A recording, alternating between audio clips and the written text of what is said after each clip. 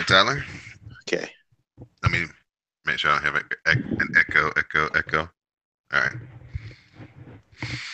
In three, two, one. Hello, and welcome to Know the Score. I'm your host for today, Don Delarente, and I'm joined by Tyler Ball. Hey, Tyler, what's going on? All right.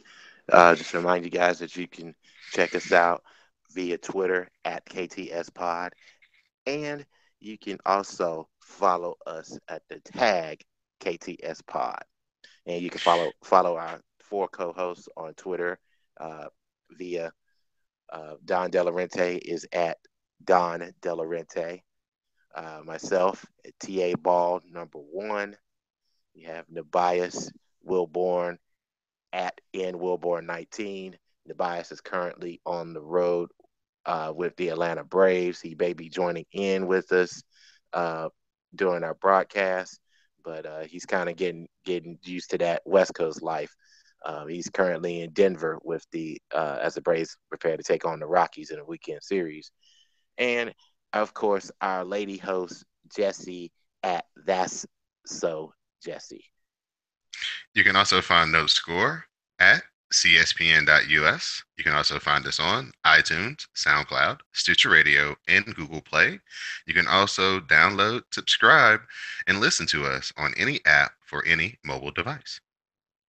So we're going to get right into it with, of course, the NBA draft. Took place on Thursday night. A lot of young men realized their childhood dreams as they became pros. The fashion was pretty good. Nobody was too outrageous. The thing this year seems to be designs on the inside of the coat and shoes and socks kind of make your statements. So, the young boys showed up and showed out as far as the fashion goes. Now, as far as the actual draft itself, the big news that came out of the draft was, of course, Jimmy Butler getting traded to the Minnesota Timberwolves. So Tyler, kind of weigh in. Tibbs and Jimmy Butler reunited. He's got some very young pieces over there. Carl Anthony Towns. He's got Wiggins. They've got Ricky Rubio still running the point as of right now. Things may change once free agency and that part of the season, off season starts up. So your first initial thoughts, seeing that trade go down within the first 10 minutes of the draft. Um, I have two thoughts. One, this trade was supposed to happen last year. It was it was talked about a lot during the offseason last and during last season's draft, but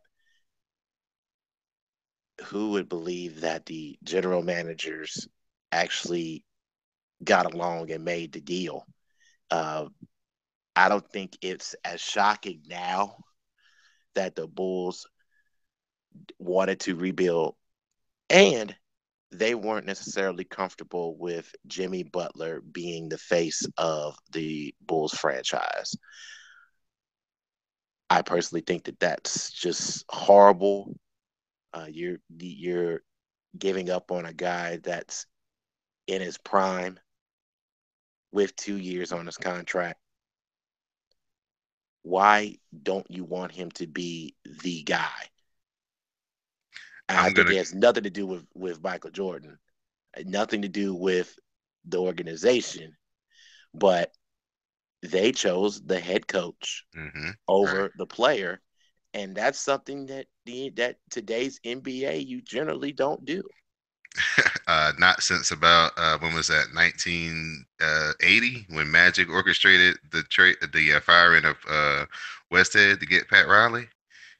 Yeah, that's about the beginning of it, where you realize that the players could make things happen with the coaches. So, I think that you're right. You're exactly right. They see more in Hoiberg and what he's doing, and you have to think about it. Chicago's on the hook for Tibbs. They would be on the hook for Hoiberg, and then they would be on the hook for whatever coach they brought in next.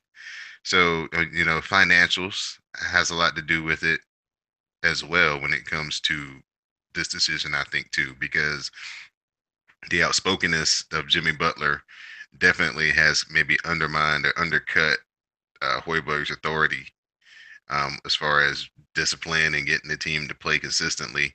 And like you said, the front office, I guess they just said, hey, if we got to pick one, we see more in Hoiberg long term than Jimmy Butler because he's coming up to get paid in a couple of years, and that's a hassle we won't have to deal with. Um, and him, maybe being a bad influence to our younger players that we do have too. So, Well, here's the thing about that.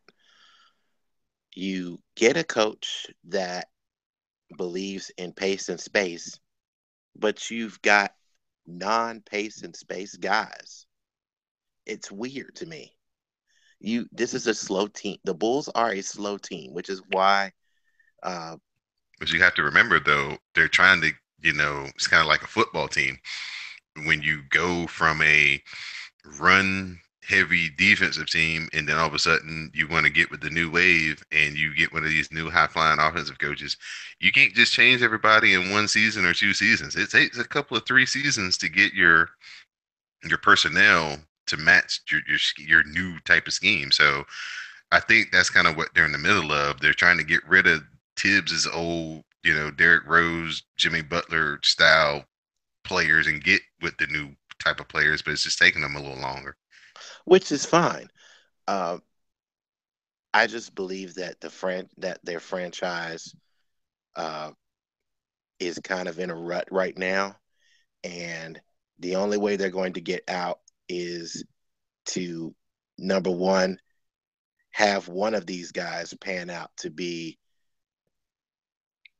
just a legitimate starter first, and then you're going to eventually have to win in free agency and bring up a young all-star talent that's going to, get you buckets. I mean, that's probably the only way you're going to hang around in the East, because the East is getting younger because the superstars are headed west, which we'll talk about later. But the East is going to be filled with a lot of young, talented pace and space type guys, a lot of shooters around the perimeter. You may have an occasional forward in the low post, or some teams may have a semblance of a big man or a stretch four that can score. That's a two-way score. So the Bulls have decided to rebuild now. They went ahead and got Zach LaVine, and they went ahead and drafted Laurie Markkinen from Arizona, who is your typical European big man who can step out and shoot the three. He shot her in the mid 40s from 3-point range during conference season. Right. So quite effective, one of the most effective players in the Pac-12, and that was without their best player, by the way. So Markkinen can help, but at the same time, that's going to open up a spot for somebody else, because they barely got in as the eighth seed last year, which should have gone to Miami. It Mm-hmm. was just that Miami had played had fallen a little bit too far behind in the first half of the season. I think the East is like, to me, they're about 3 or 4 years behind as a conference to the West. Not just talking about the talent. The talent disparity has always been there for the last decade or so. But just as far as terms of the way the style of basketball is played, they're behind most of their teams. Cleveland's the only one based on having LeBron and having Kyrie. That's kind of, and meeting the Warriors and getting smoked that first time, really seeing, that very first finals, kind of seeing like, oh, they're changing stuff. And they kind of got with it, and they seem to be the only team that has jumped on it, wholeheartedly. I think Houston's ability to go from what they were the year prior to this season has kind of opened up the people's eyes in the East and say, okay, it's possible to transform and kind of get this way. And you see a lot of teams now trying to embrace, like you're talking about, more shooting, more kind of, I call them Swiss Army knives, guys who are 6'8", 6'9", who can play 2 or 3, maybe 4 positions in a pinch, and a center who's just a run and jump guy who can run, jump, rebound, play defense. Just do a little Washington bit is of low getting post there. scoring. As far as the East, Washington is getting there, Boston has a lot of Swiss Army knives, but they prefer to play in a slow pace. I think that's because they have a guy who's 5'8", and if they played fast, then it would probably phase him out Right, because be, because he needs the ball to be good. right. Uh, you look at as you look across the East, Detroit is getting there. However, your two main parts, Andre Drummond and your coach Stan Van Gundy, are at odds. As a matter of Hmm. fact, the words "can't stand" was used in that situation. So Hold on, that's a here's problem. slow down. Okay, at what point is it Stan Van Gundy's fault? Oh, yeah, I personally believe it's more Stan Van Gundy's fault than in both Detroit and Orlando because he is quick to alienate so many guys at once, so many stars at one time. He's Right. quick to do. He's not willing to adapt to player strengths, and I believe it's cost them over the years. I frankly believe it cost them a shot to win the title against the Lakers Hmm. because I think, uh, generically speaking, you do have Kobe Bryant, but I just thought Orlando was a better team, a better made team than the Lakers at that time. Hmm. They just didn't execute, and Right. they didn't go to the right guys. Right. And I think it also kind of showed that the White Howard wasn't the put it on his shoulders guy, give it to him, give it to him, give it to him, and he'll make everything work off of him type player that we all thought he was at the time either. Well, yeah, and that's become a hot topic lately because of his trade. Since his trade to Charlotte, that's a conversation that Dwight's legacy has been a topic of discussion The, because he was never that dump it in, go to him, right. get a bucket. He's Right. always been an elite defender and an elite rebounder. Still, and I think he still can be. It's The White just he Howard blew out his came back. he came and he also came into the league about a decade too soon because he would be the perfect big man for what everybody's doing now. The young Dwight Howard, the rim Mm-hmm. run Dwight Howard that Yep. had the athleticism and could do a little bit in the post but could really pass out of the post. Oh man, he would be really, really primed for this type of basketball we play now. JaVale McGee should be watching tapes of early Dwight Howard. Early as in first 5 years Dwight Howard. And he could be awesome because that is exactly what Dwight should be. And McGee has the ability. Oh, don't worry. The Chicago Bulls might have traded them the next Dwight Howard when they traded him Jordan Bell at the end of the second Yeah, round, at the end of the yeah, very last pick of the draft. we'll get to that we'll get to that a little bit later because that may actually keep the Warriors. That might actually give the Warriors another guarantee as far as the title next year. But just in general, discussing the draft, I'm going to take the ball with this one. Other than the Jimmy Butler trade, the draft was pretty predictable. I mean, you had Philadelphia move, shifting the draft, of course, and doing a pick swap with the Celtics to get Markel Fultz, which is fine. They need a scoring guard to go along with their other scorer, who is Dario Saric. Uh, they also picked up Melo Trimble uh, as an unsigned free agent, which could mean the end of the TJ McConnell era in Philly. And that was interesting to watch. But you think about it, Melo Trimble can make that team, and now you have Markel, Simmons, Embiid, Saric, and you could put any other guy in there, maybe another stretch player. my, Philly becomes interesting. my question for you though is, what do they do with Okafor? Do they just cut him? Yeah, well, Okafor's got to have some value somewhere. But here's the problem with that: Okafor may have played himself out of trade value because he really can't coexist with anybody on the floor. He can't play with Embiid. He couldn't play with Nerlens Noel. He's definitely not going to play with Simmons. So where you go? Maybe he can be. Maybe he can go where some. He could go somewhere out west where somebody needs a potential uh just a guy that can get buckets. Maybe the Let me sixth let me man. let me yeah, I was about to say, let me ask you, what is his particular skill set though? Is he, is Oh, it just a he's a is he big just man a that gets scoring buckets. machine? Yeah, he's a big man that gets buckets. Jabari Parker, but taller. Parker gets buckets for his size, but his problem is he stays hurt and has no clue on the defensive end. Ironically, we're talking about both of these guys because they're Duke teammates. So it's the same problem. They Hmm. have no clue on the defensive end. And that team, Philadelphia, is actually going to be a defensive team first. They're not going to get a lot of buckets, so they're going to have to play defense. And Okafor just looks lost. Okay.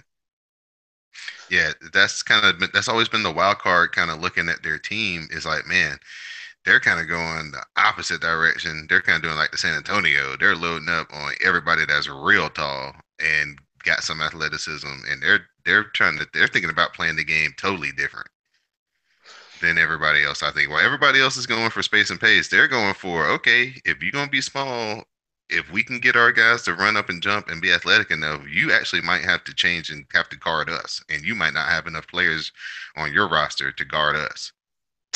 Speaking of which, the team that I affectionately call Team Pterodactyl, the Milwaukee Bucks, picked up another big man with super long arms and wingspan in DJ from Michigan. Uh huh. Yeah. A surprising pick, all things considered.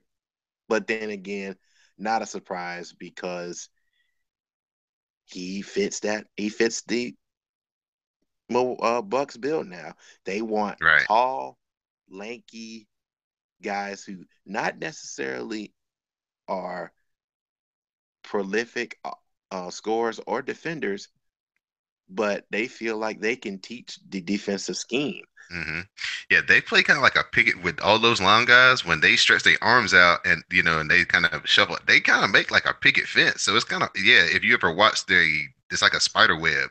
If you ever watch the way that they play defense on pick and rolls, because their guys are so long, they almost touch arms when they stretch their arms out and they're playing the pick and rolls. So I understand what you're talking about as far as their scheme and teaching it, and having these guys with all this wingspan who can take up space because they shuffle. They have to do half as much moving of their feet because their arms are so long. So as long as they don't reach and keep their arms out and just keep their feet moving, it's hard to get around those guys and they force you into a lot of jump shots. That's how They're they were beating Toronto until DeRozan and my man finally started taking their mid range shots a little bit more. But that was kind of their scheme, kind of keep them out of the paint and make them take these long shots and rebound the ball. I mean, they're on the only thing that hurt them against Toronto, the fact that there was two teams that couldn't score, Hmm. but they had nobody that could get out and guard uh, DeMar DeRozan in the mid range. Right. They couldn't guard him for long. He had three breakout games, and then they just held on for they pretty much had to hold on for dear life, and Right. fortunately they didn't have another. Milwaukee didn't have another score, Yeah, they're and that's kind of one. and going back to Jabari Parker. Jabari Parker plays in that series. Milwaukee wins it.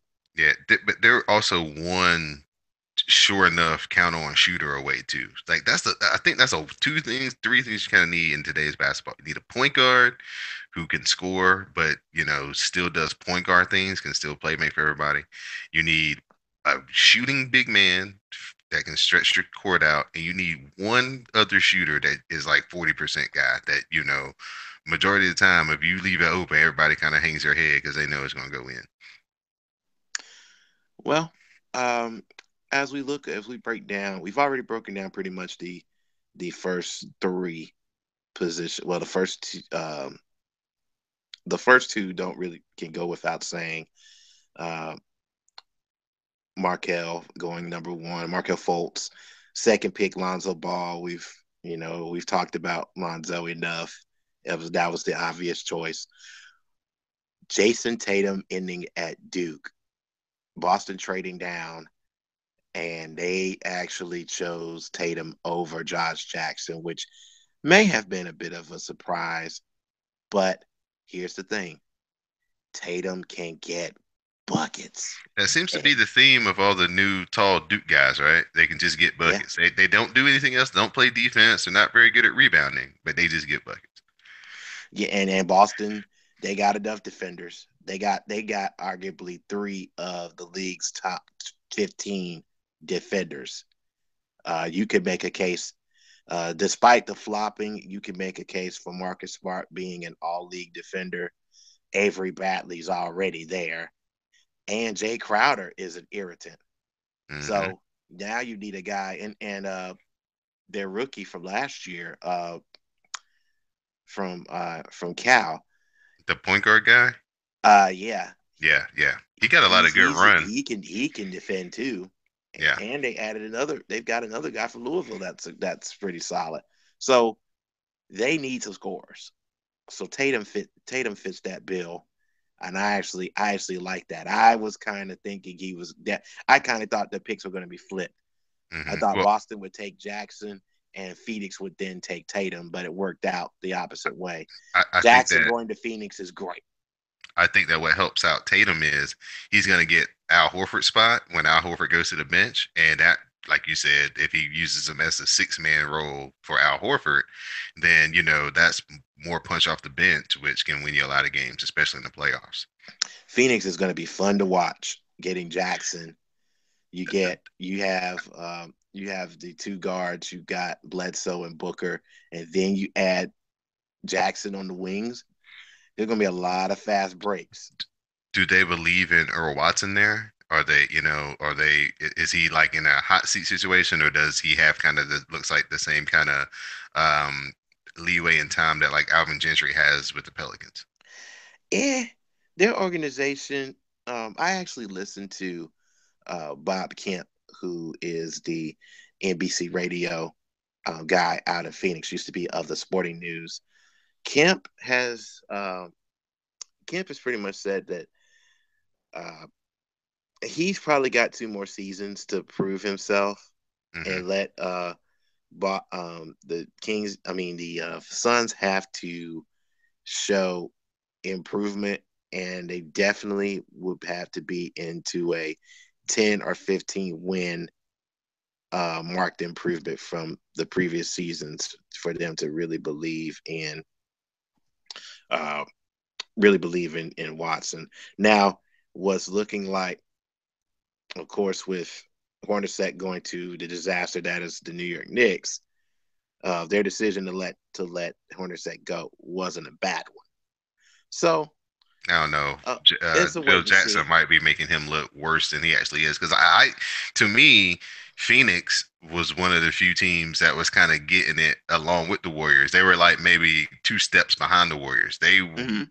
They were, they were making their way towards that way with Hornacek, and then to have him just leave and go to what he thought was going to be a better situation. Well, just more money, really, is what it was. Bad move by him. I think Hornacek is the one kicking himself, going, man, I should have stayed in Phoenix. Yeah. Not the other way around. I think Mm-hmm. Phoenix is like, man, it would have been nice to still have you because I think he may be a better just X and O's coach with more experience than Watson. But I think Jeff Hornacek's the one holding his head every morning, going, why did I get out of that situation to come to this? And you look at Sacramento, which took Sacramento actually did pretty well. You get De'Aaron Fox, you get Justin Jackson in the first round. I And actually they took a risk pick. They also got Harry Giles. And they got Harry Giles, who could well. I mean, if you get two guys that will end up playing for you, Giles can take a little bit longer to develop because you're a developing team. So hmm you've gotten over the shadow that is Boogie Cousins, and now you just try to put some points on and see what happens. Um, Again, Sacramento has always kind of been one of these outliers as a franchise. You know, they've never really had any true success except for the stretch where Adelman came in, who is a brilliant offensive mind, and he had Pete Carell, and they were kind of the first ones to institute a Princeton kind of style looking offense into the NBA with Jason Williams and Vlade and Chris Webber and Peja shooting. You know, they kind of for their era changed up how people were playing basketball. Do they have that type of coach right now? With all these young players, can they do they have somebody in their system in their organization that has a offense or a style of basketball that can make them um, a team that's worth contending? Because historically, they can't get free agents. They run through a whole bunch of young players that we think are good when they get drafted, and then they go out there and their careers are just over, or they, get traded away to, play better for the team to get traded to. So, kind of, what can they do to fix their graveyard? Yeah, that's a complete organizational overhaul, and that starts from the top. So that's kind of a reputation thing because nobody's going to go there not right now. I mean, I think that Boogie situation was handled horribly, and it just makes them look bad to potential prospects. But they've got some building blocks, and Omri Caspi's not a bad look there. At the he's another 6'7", 6'8" guy who can step out and shoot. So Fox is going to have plenty of options on the wings, so that'll be fun to look at. Um, Going further down, you get to um, you get a building block in Jonathan Isaac from ACC, Florida State. He's kind of he's an interesting case because he's probably the one with the most potential per se, because he really didn't get a chance to show in league play. However, he really tore up the scene in the Chicago pre-draft competition, and he is seen as the future. But he's a tall guy who can shoot the ball in the front court, and that's that's what Orlando used to be.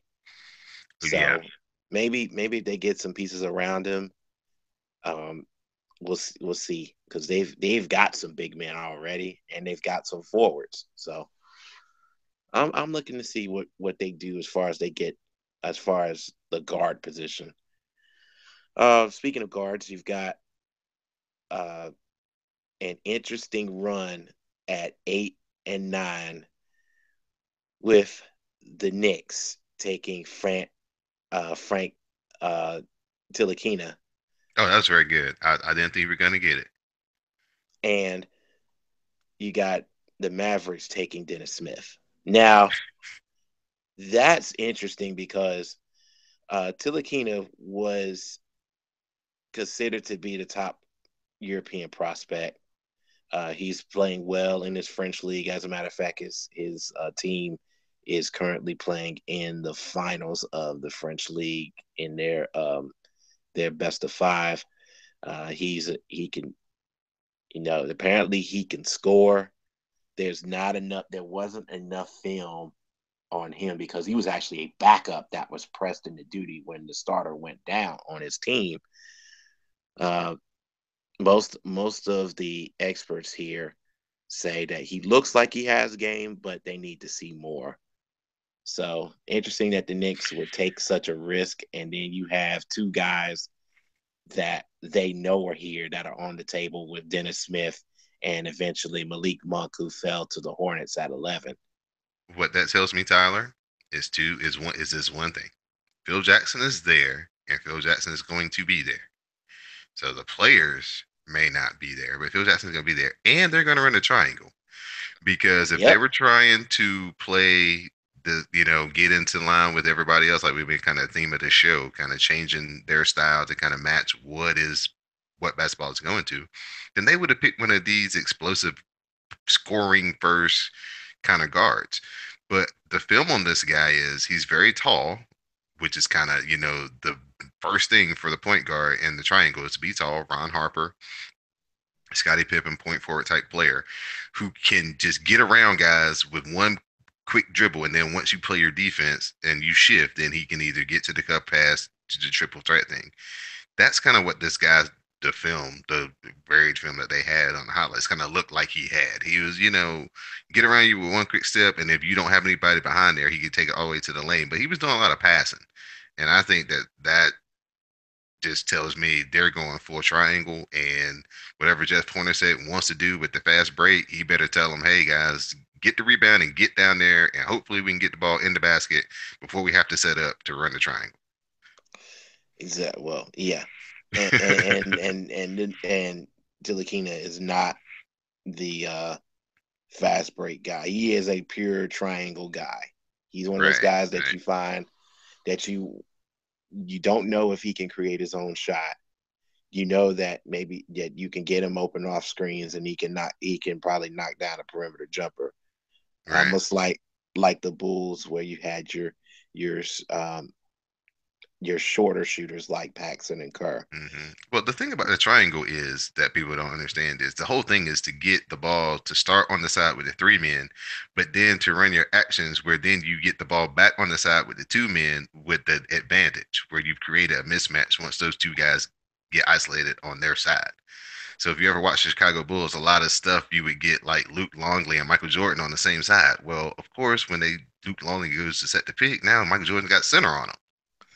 You know what I'm saying? Or better yet, and it's interesting you mentioned that because I watched Game 6 of the '98 Finals, and I watched that last night, and I was looking to see how many times the Jordan set up opposite of the actual triangle. Mm-hmm. When the Bulls needed to make their second half run, when Utah had the lead, they put Jordan and Rodman on the same side, and your three men were whoever the center was, be it Longley or Winnington.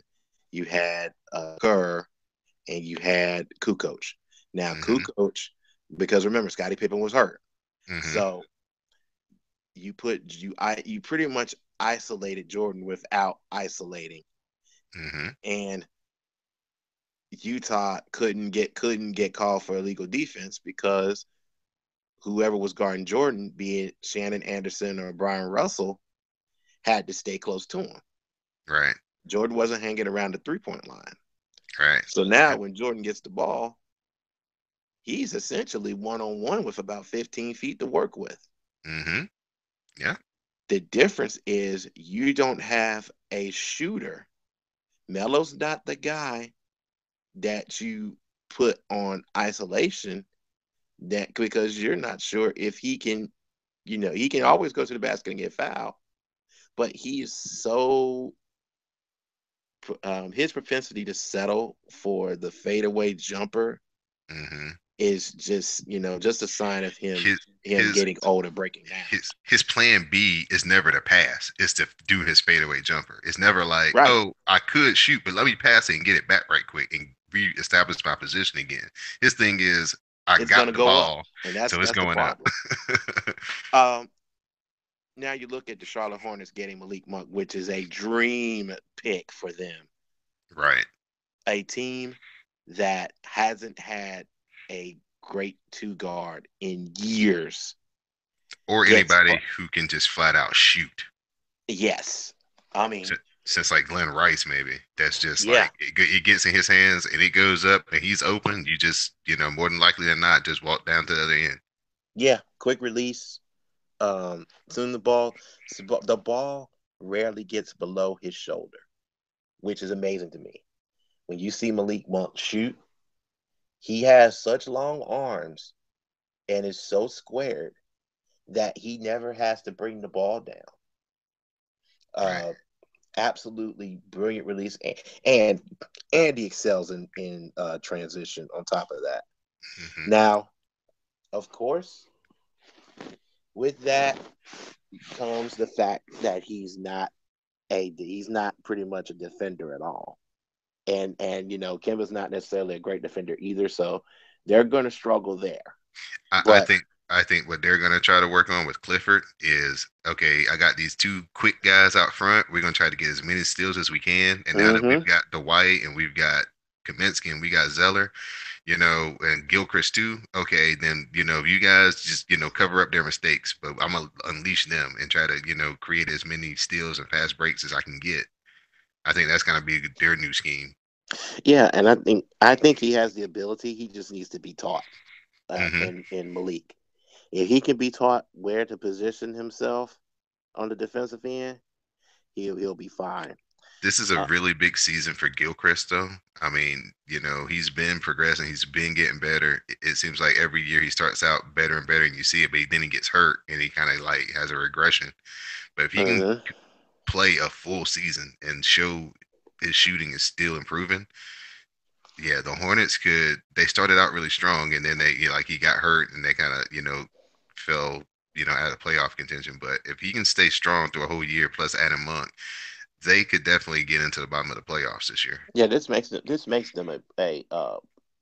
them definitely a playoff contender from the jump. So you Right. just have, and they got to figure out how to. They've got issues in winning close games.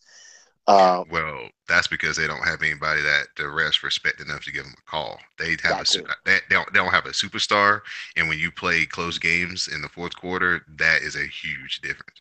Hmm. Pistons get another shooter in Luke Kennard. Um, Typical Detroit.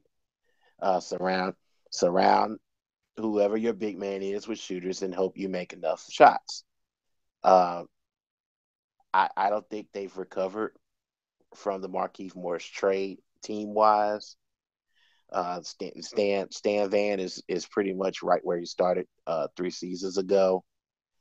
I think he's still building, but Detroit is going to be always in games because they defend, and Drummond's a beast in the post. But until they figure out, first of all, they have to stop turning over the ball, and Hmm. second, they're going to have to figure out who is actually going to take the key shots.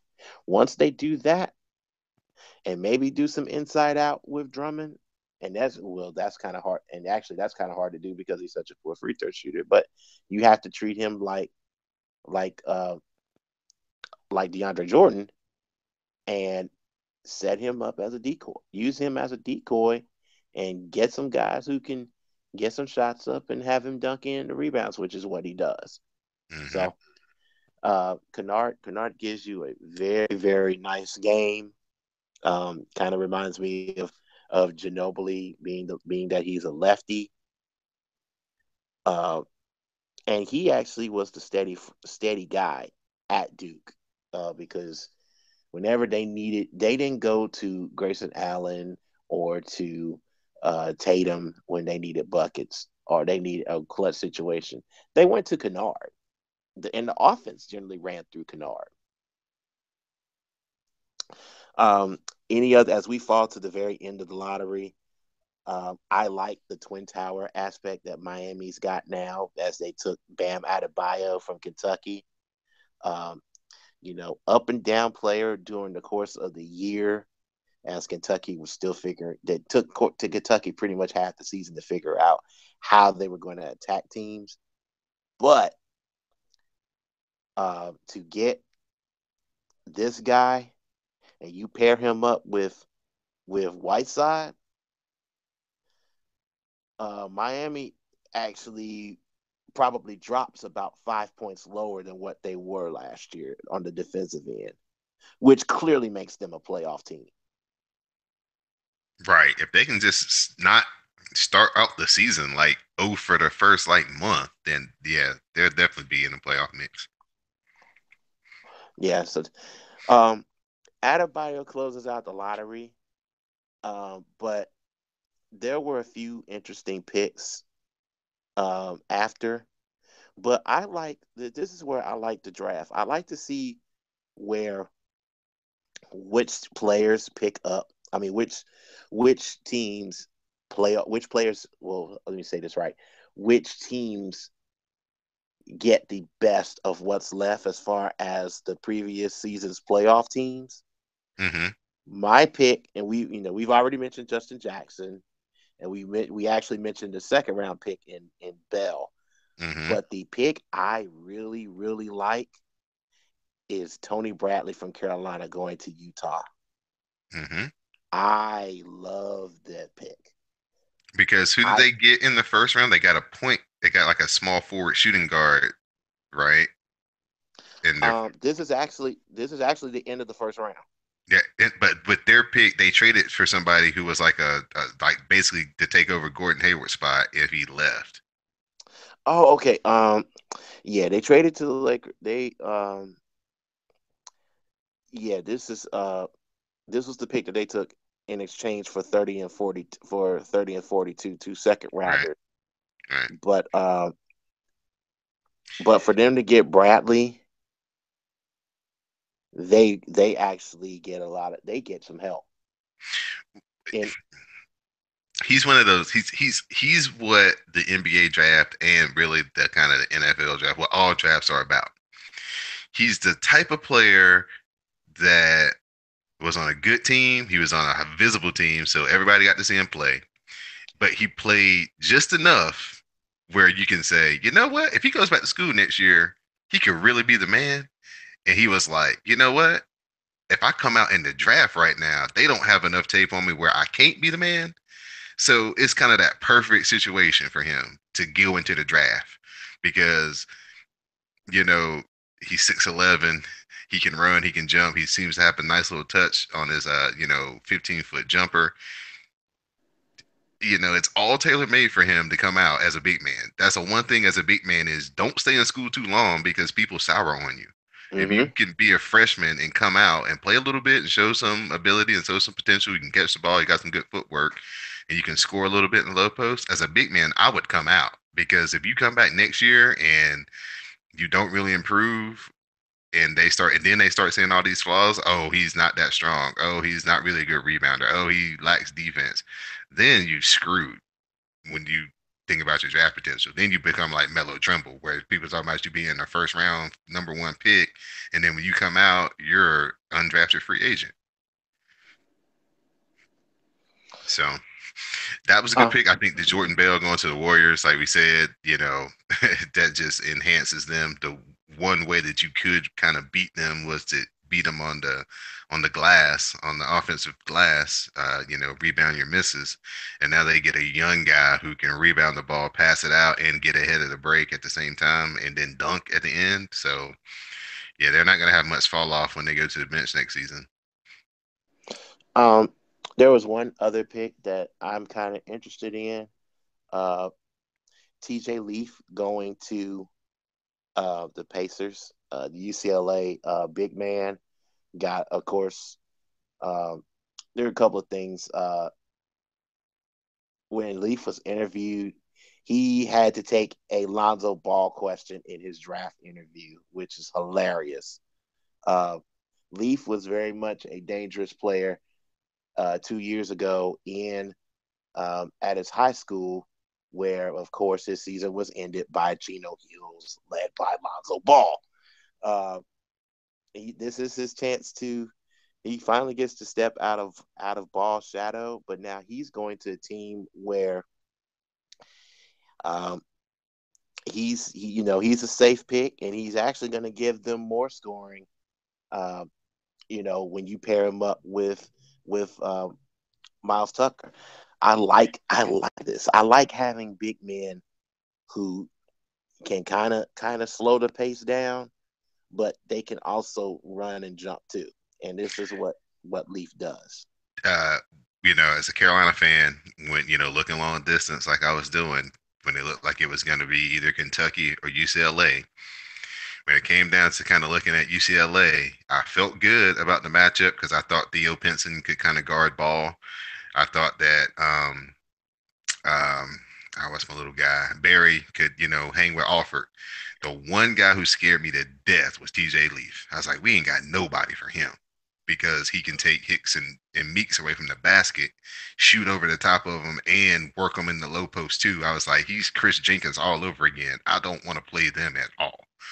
And I think, like you're saying, his versatility as a big guy with his post ups plus his shooting is really going to be beneficial, whether he comes off the bench or if he, makes it as a starter. So basically, what we're trying to tell y'all folks is, yeah, basketball is changing. All the guys who used to be 6'9", 6'10", 6'11", who used to just stand underneath the basket, put 2 feet in the paint.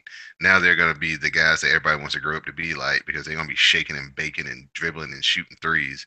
You're going to see all these 6'9", 6'10" guys with their jerseys. Everybody's wearing their jerseys because they're doing things that small forwards and guards used to do when we came up and we used to buy their jerseys. It's it's it's weird still to me seeing a 6'8", 6'9", 6'10" guy who prefers to step out and hit the three. That's the Uh, Kevin Garnett effect. I call that the it's Kevin Kevin Garnett KG. effect. KG, the 3 point line, the 98-99 season where the 3 point line was moved in and of course take it right back out because you had guys like Antoine Walker leading the league in 3 point attempts. But but I think that it's that effect, and I just think that players are just developing and they're seeing what gets them into the league, what skills can get them into the league as younger players. Hmm. They look at they sop up basketball like a sponge still, and they see they see the big guys stepping out, and they're seeing the Kevin Durant's, uh, those type guys stepping out and shooting the threes, but still perfecting on their handle. Hmm. Um, yeah, the league is changing. The on court version of the league is changing, and despite what the uh, quote unquote the old heads are saying, I personally think it's better because we as fans like offense. I Hmm. yeah, you're selling me on this whole when they don't play no defense. Uh, no, we want to hit guys. We want to get physical. Nobody wants to see that. It Man, was good for rivalries, but it's good for rivalries and all that stuff, and we don't like each other, blah blah blah. I'm cool on all that, to be honest, because yes. at the end of the day, it's about who out executes whom. It doesn't have to be a uh, I've never been sold on the intimidation factor of these teams, even the teams of the past. Bottom line, the bad boys ultimately won because they had two dynamically skilled offensive players, um, and they got some help on the defensive guy. They were a great defensive team, but they had two high end skill players that could get buckets Let me at let the me end of let the me day. let me jump in. People don't understand. Everybody thinks about the Detroit Piston Bad Boys, and they were great and they won titles, and that's why they're iconic. But the Pistons before that one, they played in the two high scoring games in the NBA history, right? They played in the high scoring Correct, Doug playoff Moe. game and they played in the high scoring regular season game. Doug Moe. Right. Absolutely. So the Pistons, the early Pistons, even with Lambeer, young Isaiah Thomas, they were a scoring machine. They were offense, offense, offense. They were go, go, go, go, go. They would run with the Celtics and those games were high scoring.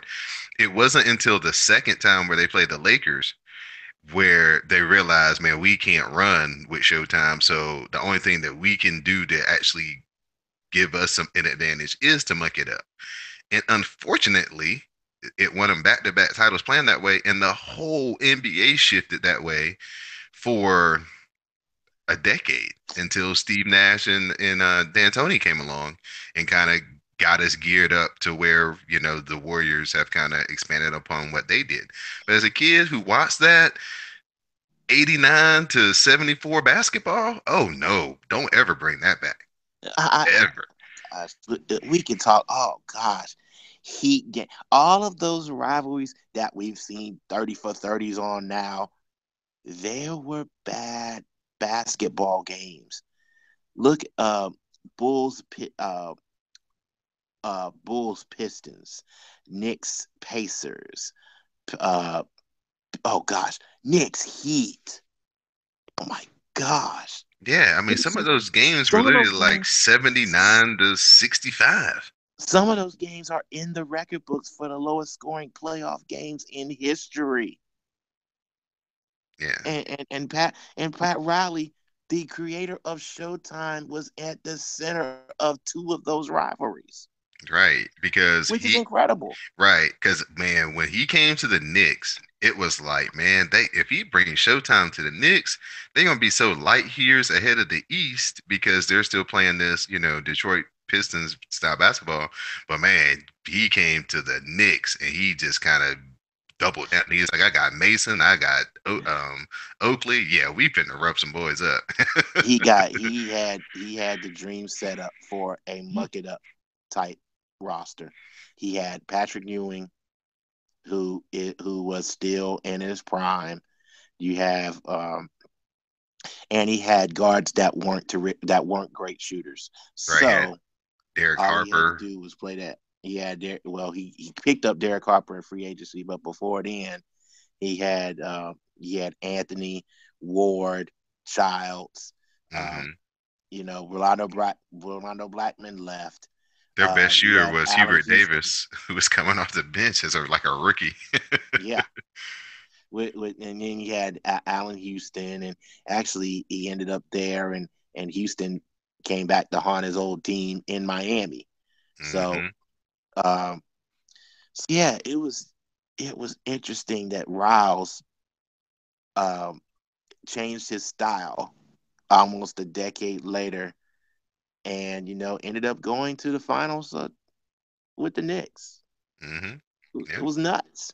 Yeah, it's totally nuts. But that's just how much of an influence the Bad Boys and their style of basketball just had on the game at that time. Because if you go back and look at those numbers before the Pistons started winning their championships, those finals games are high scoring. I mean, Hmm. every game's in the hundreds, high nineties. There's not a lot of muck it up basketball. There's a lot of free flowing, fast breaking, you know, good looking basketball, even with all the hand checking and all the things that the physicality that you could have.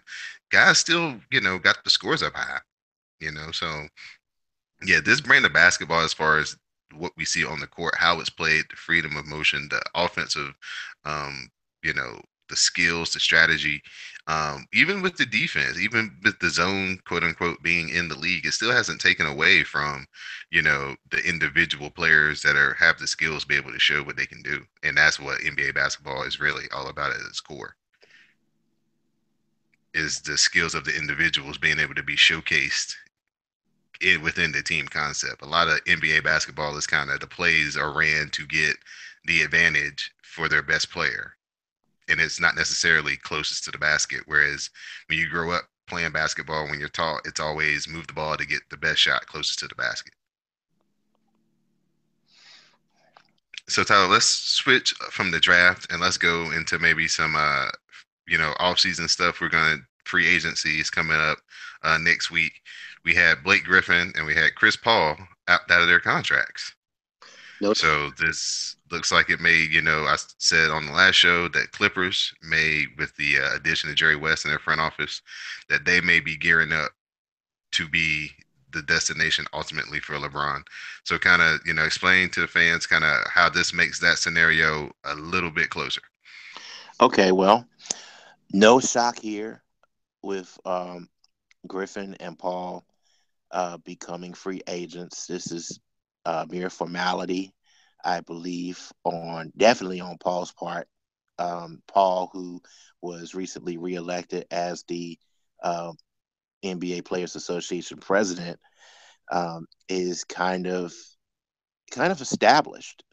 Um, he knows that he's going to be a leader everywhere he goes.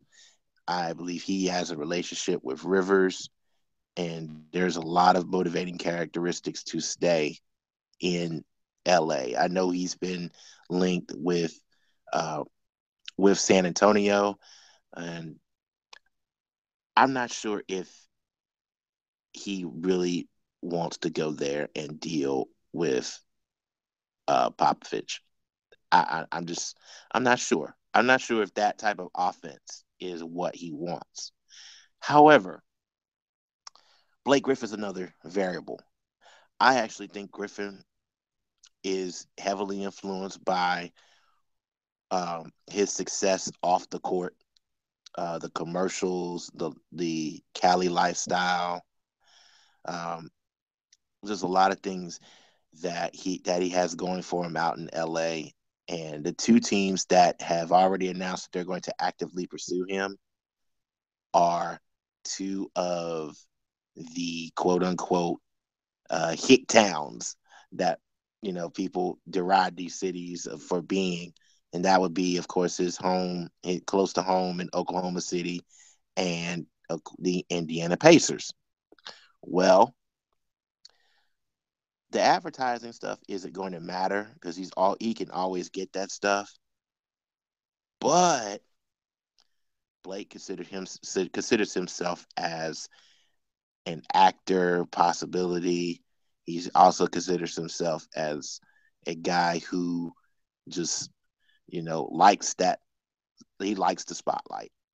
And LA, other than New York, LA is LA, and it's very hard to give up, especially when you are a supermax qualifier. Um, Now the question is, does he take less, or does Paul take less to help out um, Jerry West, bring in a third free agent, maybe a Paul George, who, even though Paul George said he wants to be a Laker, you may be able to steal Paul George on a 1 year rental and convince him to stay. I mean, he's in LA. He's not in a rebuilding situation in the Clippers with the Clippers. So why not? They have a 7 foot issue though, 7 foot tall issue in DeAndre Jordan. He's the one dude that's gonna make all this not go right because they can't get out from up underneath him. And if they do kind of come back to retool with Paul George, he doesn't fit on the court anymore. Well, George, George had well. Here's the thing. George doesn't necessarily need to be the 25 to 30 point a game night guy anymore if he goes to LA. He immediately solves their small forward problem that's been there since Doc took over as coach. He can play defense. He can get you 20. You can let go of JJ Redick. You may have to let go of a bench piece or two. But a lineup with Jordan, Griffin, Paul, Paul George, whoever's at two guard, it doesn't really matter. And Chris Paul, I mean, just roll the basketball out and run. You can start Jamal Crawford at the two for all I care. You finally got enough scoring and some rebounding and enough defense to maybe to compete with the Warriors. Um, yeah, that's where the arms race in the West kind of really lies or was laying. Was everybody thought Warriors and Clippers were going to be the next great rivalry because you know they don't like each other. The Warriors kind of came from the rear as everybody was looking for the Clippers to kind of be the team to win the championship in the next 3 to 5 years, but they got leapfrogged by the Warriors And and but look who lapped. plays the three for the war. Look who's played the three for the Warriors the last 3 years. Uh, you True. know, the gap is so wide. Even they don't even have. They didn't even have. a Durant type at the three, and they were still smoking the Clippers Hmm. because whoever they played at the three was such an elite defender that if they defended and they gave you 12 or 13 points a game, the gap was just too much. Hmm. I Hmm. mean, look at what they tried, and now ironically, the Clippers even tried Matt Barnes, and he's back with the Warriors. So it's been an interesting list. You Um, look at if you look up the Clippers small forward position over the last 10 years, you might laugh because they've tried everything. They've even tried Jamal Crawford twice. It's that bad. let's shift over to two other teams who've kind of been making some news before the offseason. As yesterday or Thursday, kind of leading up to the draft, it was reported that the Spurs were maybe looking to get remove LaMarcus Aldridge. Paul Gasol has already opted out of his contract for the upcoming season, and then the New York Knicks made a bunch of waves this week when Phil Jackson said that yeah, Porzingis was on the trade block and he was listening to offers and he is serious about moving him. So just kind of weigh in on those two teams and what are they thinking in their front offices? First thing, George didn't opt out. He's still under contract. He just announced that the following next season, Oh, he's did I going to say be a Paul free agent. George? I meant to Yeah, say Pau Gasol, Pau excuse me, Gasol. Yeah. for the Okay. Spurs, excuse me. Okay. Well, I'm gonna go. I'm reason why I was gonna say about George is that the Pacers now have a very big problem. They're going to have to trade George, and I'm kind of surprised that they didn't move him on draft night. And of course, every day that passes is one less opportunity and one less asset that they'll get to Right, have when they do trade George. right. Um, His it's value was at its absolute highest before he came out and said he wasn't going to come back. But once he and said that, it's on the decline. and this is why Kevin Pritchard, who the GM of the Pacers, he kind of took it to publicly why um, Georgia's statement he quote felt like a gut punch, and I'm like, dude, you've known that Paul George was going to LA for about a year now. Why does him saying it publicly have an effect on what you can do? I mean, there's real. It makes no difference. I mean, you may have to say that publicly because you're chosen to be the spokesman because you're the GM. But come on, who you think you fooling? Come on, man. You knew Paul George wanted to be a Laker. Paul George has been talking about going to LA for 3 years. So what you saying? Yeah, ever since they fired, was it Jaeger? Used to be their coach, the No, young guy they he's the had, head coach of the Magic. Vogue or whatever his name is, Frank Vogel. Frank Vogel, yes. Yeah, yeah. Once they fired him, Paul George's whole move towards Indiana And shifted. that was with Larry Bird, and that was with Larry on the as GM. Larry actually fired Vogel, so Yeah, he knew, and I think Larry knew even before he fired Vogel that he was leaving. So now the team is just in shambles. So right. um, But I mean, what's the little the Turner? Is that the guy that they have the rookie Miles last year? Miles Yeah, Turner, yeah, yeah. I mean, he's a good complementary player for Paul George to have. Um, they took a chance on Lance again, which is I don't well, here's the know. problem. Here's where, and a lot of people pointed this out. This is a bad sign when you reacquire Lance and you are forced to have Lance be the leader of your team because your team is just leaderless. There's nobody's scared of the Pacers, and I think that was the problem. Nobody was nobody feared the Pacers at all. Even Cleveland, and they took Cleveland to the brink, and two of their three of their four games, but Cleveland wasn't afraid. Cleveland Hmm. Cleveland had no fear, and especially when they took Game Three, uh, nobody believed that the Pacers were going to make a serious run, and the whole end of game two, where Paul George press conference where I gotta have that shot.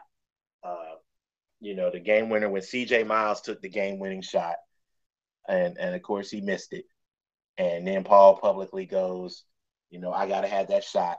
Then the Gatorade commercial airs, and of course the infamous stat that Paul George is 0 for 24 in game tying or potential game tying or lead changing shots in his career. So, uh, why is Paul George the hot topic? Because despite that stat, Paul George is an elite small forward, which is the most important position in this changing NBA right now. Uh, you may have your elite point guard, you may have your elite two, but without the two-way small forward who can still get you buckets, he may have to get you 15 or 16 a game, but he may preserve 15 or 16 from preventing that elite small forward from getting to the rim. That's super important. Paul You George can do that. basically explained the jump of Kawhi Leonard into being, from a good player to superstar MVP voting, caliber player. Yep, that's the evolution of the league in one player. That's what Kawhi Leonard is. Um, Leonard Leonard was playing for Steve Fisher at San Diego State. They had no clue he was going to. He had, he's got big hands. He's he's athletic, but adding to the fact that um, they knew he could score, but they never knew he would soak up Popovich's defensive positioning uh, drills like a sponge, and that's why he's become, arguably one of the top five players in the league right now. The way that I like to watch Kawhi play defense is he plays defense the way I play defense when I play against somebody who's faster than me. He almost is in the spot they want to go to when they get there. You know what I mean? Like he takes an extra step to get to where they're trying to get to. So when they get to where they want to go, boom, he's already there. And then when they want to shoot, when he gets ready to bring the ball up, his hands are right there to, a lot of steals he creates when guys get ready to shoot because he's already at the spot that they're looking to go to. And he's real crafty like that. So ever watch him play like next season, just watch how he never reaches. He just always moves his feet. And a lot of times he'll beat guys when they're trying to drive to the spot they're trying to get to. And when they get there, he's, steals the ball from them when they go up to shoot because he's there. So Or just talk about the Nick. his hand Oh, positioning. oh, go ahead. I always watch when you watch your elite defenders, and this is a trick I learned from Bruce Bowen talks about this. When as far as your hand positioning, when when you are defending and you have your hand positioning, you don't want to necessarily put your hand in the guy's face per se. You want your hand to be where the ball may come up across from you. Mm-hmm. When your hand is there and you have to keep this, you're forcing the shooter not to square up straight up. He has to square up at an angle. And once you get a shooter to do that, you will generally throw him off target. Uh, you got a couple of exceptions like Alonzo Ball and a Kevin Martin because their center point is different with their shot form. But other than that, that's a key to at least slow down some of the best shooters in the game. Before And we Kawhi always does that. before we wrap up, let's talk about Phil Jackson, New York Knicks, and kind of the week that they've had. Um, okay, I'm gonna start from the top of the list. Uh, Rest in peace to Prodigy. Uh, Phil, I had to laugh at this. Okay, first of all, um, respect due to Stephen A. Smith as pioneer radio host and TV host. Stephen A. actually was given permission to announce that the Knicks, Cavaliers, uh, Spurs, and Pacers were working on a 5-team deal that would have resulted with um, Kawhi being moved, um, possibly to the Pacers, Paul George and Carmelo Anthony going to the Cavaliers. However, what blew up the trade was Griffith being the GM of the former GM of the Cavs, Dale Griffith being fired, and no one wanted to take Kevin Love's contract. So that was a major setback for the Knicks because Phil Jackson has been on the get Carmelo out of here bandwagon for about 3 years now. Okay, well, then he goes public about Kristaps Porzingis skipping the traditional exit meeting players take at the end of the season. Phil goes into a diatribe that he was seriously considering offers. Danny Ainge admitted that he did call for Boston. Of course, Danny being Danny. I mean, Danny's got about 6 or 7 first round picks over the next 3 years, so why not? But the fact that Phil admitted that they were taking calls on moving Kristaps Porzingis, which is the only thing you have gotten right in your era as Knicks president, pretty much says a lot about what you've done in New York. And of course, all the Knicks fans want him out. They want new leadership. James Dolan has kind of made Phil Jackson the fall guy, and it's turned out to be a complete mess. And that was before they took Kinatina, while Dennis Smith and Malik Monk were on the board. Yeah, I thought that this draft was tailor made for them to get Dennis Smith. But that was also me thinking that Phil Jackson was going to kind of loosen up his, just desires to run this antiquated offense. But nope, No, he's going old man, and he is digging in. Not only did he not loosen up, there were several draftees said that he even doubled down. He even talked about the triangle in discussions with the coaching staffs and the potential draft prospects. Kilatina even said that he was talking about the triangle in his pre-draft workout. So yeah, he's doubling down on this, which is unreal. But he's not, for a guy that's not coaching it. For him to double down on it is hilarious. Right, because the triangle is, of course, when the Bulls were successful, I know the Dallas Mavericks tried it when they had Jimmy Jackson and Jamal Mashburn. Um, But uh, Jason Kidd couldn't run it because it got the ball out of his hands. right. There was, a bunch of, couple of spots Jim Clemens went to, and every time he went there, he was trying to run the triangle, but it never worked because, Faster in Boston. Oh gosh. yes, because what happens is if you don't have Tex Winter, if you can't get Tex Winter to be your number one coach, it's not going to work. And that's the one guy Phil Jackson has always had by his side because it's his offense. He basically is the like guru of it. Phil Jackson is just the guy who can kind of, he's out front, but the guy who's actually doing all the strategic is Tex. And if you don't have him, you're not gonna. I don't care what players you got, you're not going to be able to teach it to anybody. And that it's a hard offense to learn because you have to be so smart. Yeah, it is really built on, and I know it sounds silly, but it is literally taking all the possible angles to the basket and dividing it up into three pieces. Yeah. It really is a lot. It's a heavy math involved offense.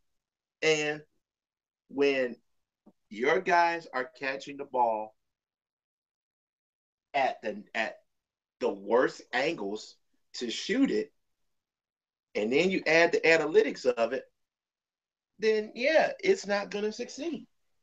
And you got to figure, and of course, you had the figurehead in Derek Fisher to run it. Hmm. Now you make, and like you said earlier in the broadcast, Hornacek looks worse than what he is. I don't think Hornacek is this bad as a coach. I think that he doesn't get a fair. He hasn't gotten a fair shake. Yeah. And He got promised one thing, put his name on the contract, and got in the job and got something totally different. yep, yep. He was. It was the as to quote um fellow Aggie alum Jesse Jackson, hoodwinked and bamboozled would I think be the appropriate term. uh, Because now it makes sense. It makes now if you go back and you think about when Derek Fisher and Steve Kerr were both going to get hired, it was clear that they were both going to get a job. It was like just where are they going to go? It was so what that tells me is Steve Kerr probably would have went to the Knicks, but when he met with Phil and Phil was insistent on him running the triangle, and he was like, "Oh, I got something that's like new age. I want to try it." And Phil was like, "Nah, we gonna go with what we know." I think that's what made going to the Warriors real easy for Steve Kerr. that's exactly what happened. That is pretty much to the letter what happened.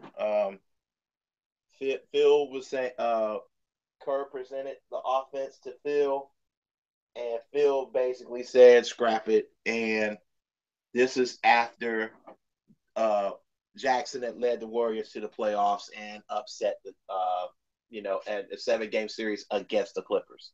So that was easy. It was an easy choice for Kerr. You're right. How bad does Mark Jackson have to be to work under if he couldn't figure out how to make it work to stay the coach of that team? You know what? Um, there is talk of a blackballing occurring of Mark Jackson because of his because of other factors off the court. I mean, just be playing with it. I mean, I, he's too much church. We'll put it I that way. yeah, I think that he's I'm gonna be playing. They believe that he is the ultimate choir boy. He's actually an ordained minister. And I think that the lifestyles that these guys want to live, uh, he wouldn't tolerate.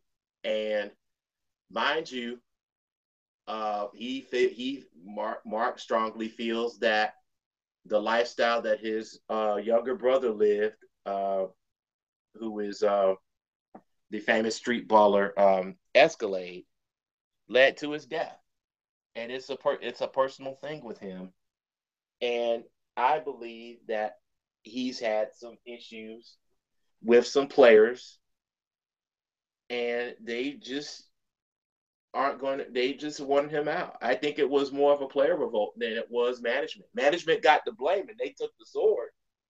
But I really believe that it is a player thing because it's a player's league. If a coach wants in and he's got the sake of the players, he's gonna get a job. Just the players just have too much clout right now. And who knows? Mark may be happy uh, getting well paid to commentate games for ESPN because it does pay it very well. I just think that there's a possibility that he may be blackballed. Yeah. Some of the top players in the league don't like Jackson. I personally believe that. Well, before we get ready to go, just make sure you guys don't blackball us here at CSPN. Please go to our website, cspn.us, click on the tab that says support our podcast, and help keep the podcast free. Support our sponsors. We are linked with Amazon. Amazon has everything in the world that you could possibly purchase. So the next time you're thinking about purchasing something, go through cspn.us, click on the tab that says support, then click on the Amazon tab. You'll go into Amazon as you normally would, do your shopping, pay for your purchases, and some of what you pay for will come back to us to help keep the podcast free every week here on CSPN. All right, Tyler. So we'll, go into our final thoughts. Wrap it up. Shout outs, or a final topic that you just want to speak on before we go for this week's show. Okay, just to close out, I'm just going to reiterate my point where the draft, uh, the draft is always a particular time where all the franchises believe that they have hope that they can do something, that they can improve and get better, or in some cases, um, get one step closer to competing for a championship. Um, I think that the process is pretty cool. And I think it's cooler than the NFL because, of course, there are less players. So we get a little bit more insight to how the players could have an impact on the roster. So the NBA has made the draft its thing. And somehow, because of the way it falls, that's not easy to do. Um, it's after the finals. And right now, they even positioned the NBA awards after it. So they do a great job of marketing and promoting it. I'm fortunate to have some guys that I attended college with that are in marketing, and they made appearances at the draft themselves. So my Snapchat feed was very, very, very, very interesting to just see the spectacle of it. And of course, it's in Brooklyn, so it was interesting to watch. It was interesting to see the reactions. Um, Also, um, I like to I like to say that we're now in a period on the score where it's kind of like the NCAA's quote unquote dead period, where you have one major sport going on, which is baseball. Um, so what we're going to try to do is have some off scale topics. This is the 40th anniversary of Title IX, so I plan to have some women who have made an impact in the sports media industry. I'm working on those interviews. Um, we're also going to have some guest hosts coming soon. So please stay tuned to know the score. All right. I'd like to just direct everybody over to an interview that I conducted that we have put up underneath the Know the Score banner, where I got a chance to sit down for almost 40 minutes with Mike Burling, the general manager of the Durham Bulls. The Durham Bulls are the team that the movie Bull Durham is about. They're the most famous minor league franchise in the world, and we had a discussion just talking about sports management and how to get in it, and kind of what his work details and kind of his relationship in the community, and kind of their relationship with Tampa Bay Devil Rays as their parent company. So yeah, you guys check that out. Like I said, it's about a 40-minute interview. Some really good insight into Mike, who I've known for almost 20 years. Just through working at the stadium, and then now that I don't work there, just kept the relationship up. So yeah, check it out. It's pretty good. I'm pretty proud of it, to be honest with you. So yeah, go check that out. It's up right now, SoundCloud, iTunes, CSPN.us. So for my co-host Tyler Ball, I'm Don Delarente, and now you know the score.